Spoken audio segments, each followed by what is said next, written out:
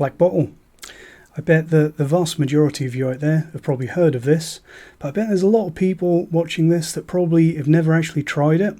It seems to me that Black Bottle has not got the market presence that it used to have, and I'd say it's also not got the premium blended whiskey factor of something like Compass Box, or even something like Johnnie Walker Range or Douglas Lang's blended whiskies. Despite that, I've heard a lot of people rave about this stuff, and it did used to be really popular and really well known, at least here in the UK. Usually though, the people that rave about this stuff to me, they tend to be very casual whiskey drinkers who quite often say things like, I don't drink whiskey anymore, but 30 or 40 years ago it used to be my absolute favourite. Another thing that I've had a lot of people say to me when they've been reminiscing about enjoying this in the past is that it's really smoky. It's a really heavily peated whiskey. But, and I'll talk about this later, it has changed a lot. If, like I apparently have, you've been living under a rock for the last couple of years, you might not be aware that there's a few more expressions of Black Bottle that have hit the market very recently. You've got the Black Bottle Double Cask, which is the one in this red label. It's a vatting of malts finished in Spanish sherry barrels and 12-year-old grain whiskey matured in red wine casks. And you've got the Black Bottle Island Smoke, which is the one with the sort of pale cyan green blue label, which is a balance, which I assume means vatting again, of peated island malts and unpeated grains. And both of these are bottled at a very attractive and very typically Distell 46.3% ABV.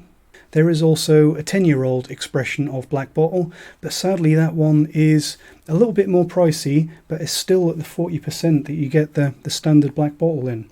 And to be perfectly honest, I've not got the time to dedicate to doing a review or even to buying a bottle of even slightly premium whiskey when it comes in at a flat 40%. But because they have released these new expressions and they are at a higher ABV, they do seem to be at least a partial effort towards a craft presentation. That's piqued my interest. I had to get a couple of these and try them because they are very reasonably priced. They're about £25 a bottle here in the UK.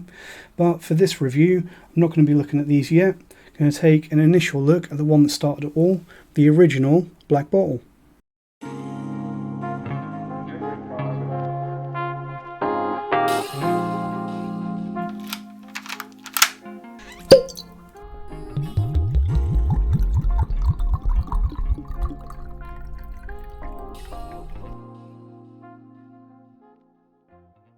So Black Bottle is a brand that's been around for a very long time. It was originally created by Gordon Graham, whose name is still on the label. Obviously this is a 50ml miniature that I've got here, and I'll get into why I've got that rather than a full-size bottle later. But Black Bottle been around for a really long time. The initial Black Bottle actually dates back to 1879, so it's older than a lot of distilleries themselves, although the modern incarnation of Black Bottle really dates back to the 1990s, when it was rebranded to use a lot of Islay heavy peated single malt, featuring whiskey in the recipe from the likes of Ardbeg and Lefroy.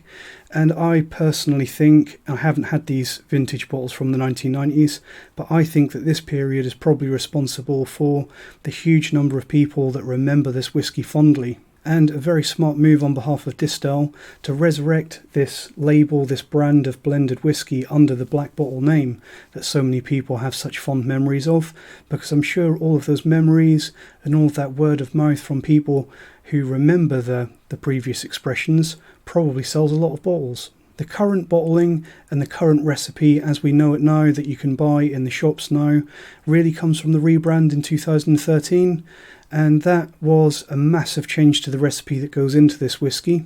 I think it was around the same time that Distell took over the Burn Stewart group, which is obviously Tobermory, Orlachig and Deanston and Bunhaven.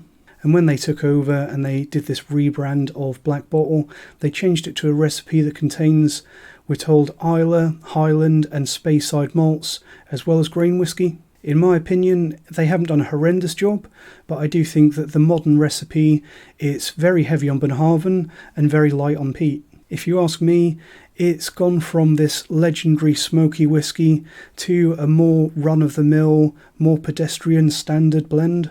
So quickly running through the details that matter, of course it's a 40% product, being a semi-bottom shelf blended whiskey product. It's almost certainly coloured, almost certainly chill filtered. This modern expression of Black Bottle is rumoured to be around 7 years old, and it's matured in ex-bourbon casks, and we're told that it's finished in charred virgin oak for 6 to 9 months. They call it a double maturation. Being 9 months at the most, I would call it a finish. I'm not saying that they should have put it in those charred virgin oak casks for longer than 6 to 9 months, because that probably wouldn't have been good. But if you've got a second double maturation that's so much shorter than the previous maturation, and it's well under a year, it really is a cask finish. Fun fact for you, Black Bottle back in 1914, it was actually still sold in black bottles, but between 1914 and nearly a century later when it's rebranded in 2013, Black Bottle was actually sold in a dark green bottle, because there's a little bit of drama happening in Western Europe back then, which meant that the supply of black bottles coming from Germany was slightly disrupted. So there you go, you can't make it up. So let's get some in the glass, what little I've got left, because I have, as always, I've tasted this before the review. Don't like to do blind neck pour reviews because that's not fair on you guys. So what little I've got left there, let's get it in the glass and see what the damage is. No, let's be open-minded. Let's give it a fair chance. But as you can see, for a whiskey, even having that cask finish in charred virgin oak, that's pretty dark for a whiskey that's well under 10 years. Especially when you've got a lot of grain whiskey in there. So almost certainly coloured. And as for how clear it is, pretty clear. Looks like your typical, what you'd expect really, coloured, chill filtered, mass market whiskey. So Black Bottle on the nose, a little bit thin, a little bit simple, a little bit burnt, a little bit of a burnt, bitter, malty quality. Slightly cardboardy, probably coming through from the grain whiskey. A little bit of burnt caramel, maybe the tiniest hint of smoke. I think there is a bit of smoke there, but it's really not a peat bomb. And I think that all of the people, because I've met quite a few people who have recommended this whiskey, this is obviously not the whiskey that they tasted, judging by their recommendations. Slightly salty, a little bit of a note of wood glue, a little bit of bitter oak, slightly young and slightly rough.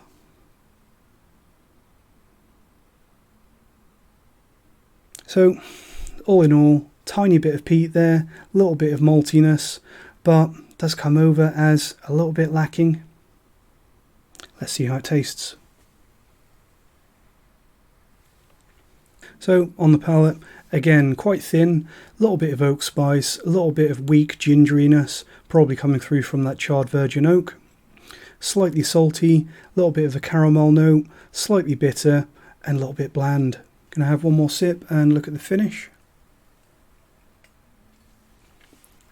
More cardboard, coconut, and very light on the finish, disappears very quickly.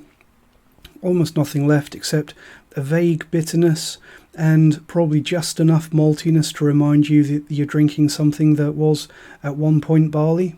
So getting to the point of why I chose to buy a miniature of this stuff as opposed to a full bottle, when you have to be fair to them, it's a fair price. You can get it for under £20 here in the UK.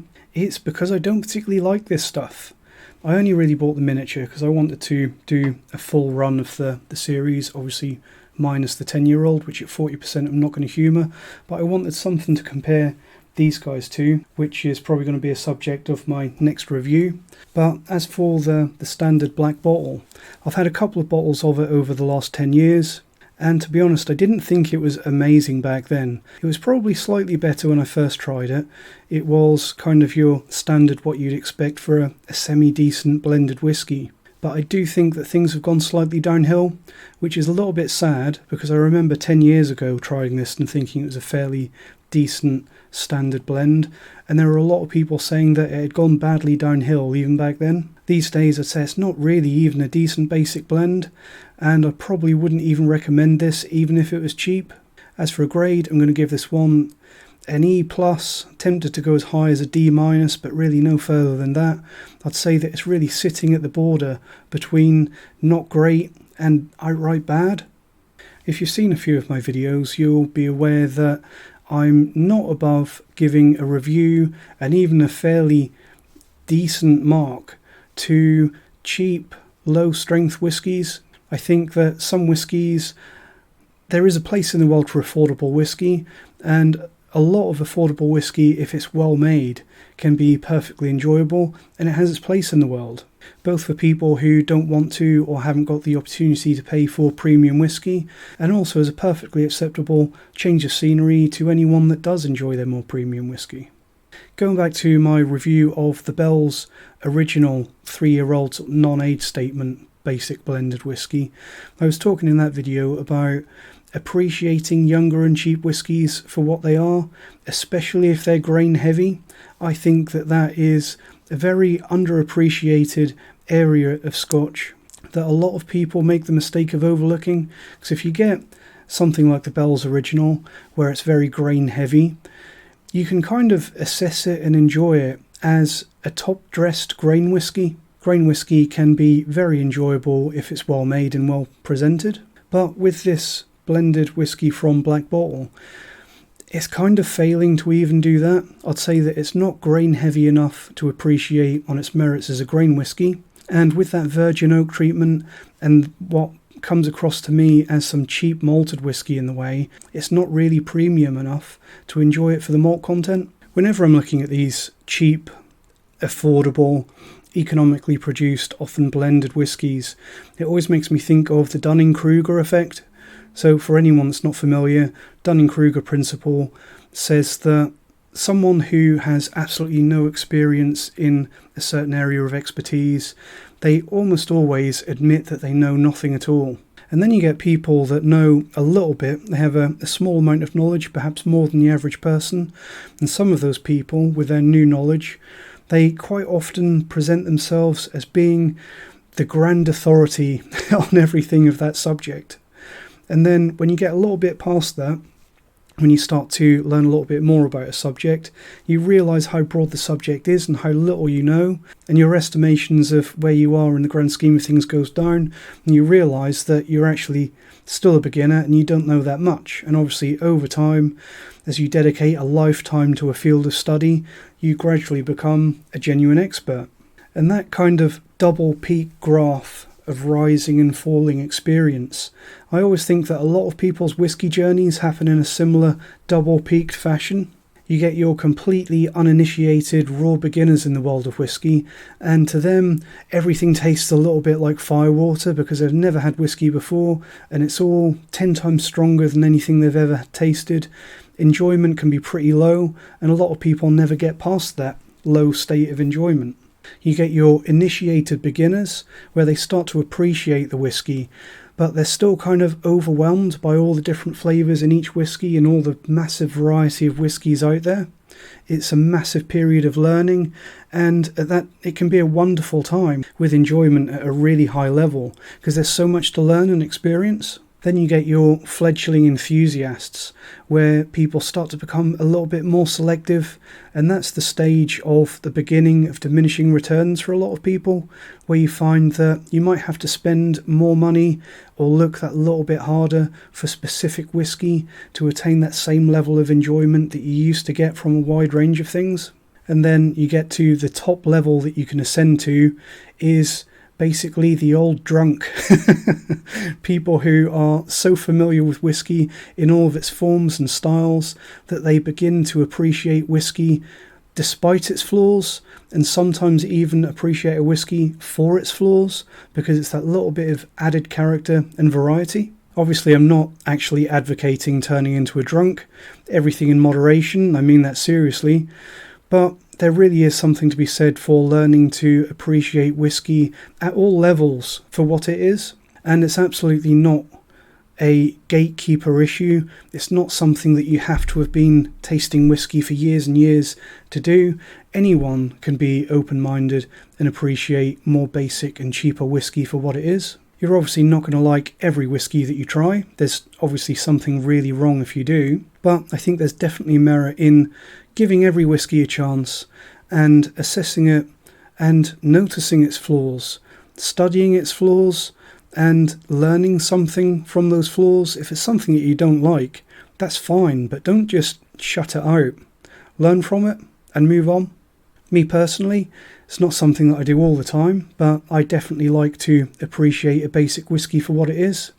Sadly, this one here is not one that I'll be revisiting regularly, but hopefully the new expressions at their slightly higher ABV and slightly better presentation will hopefully be a little bit better. So next time I'm going to take a look at the Black Bottle Double Cask. See you then.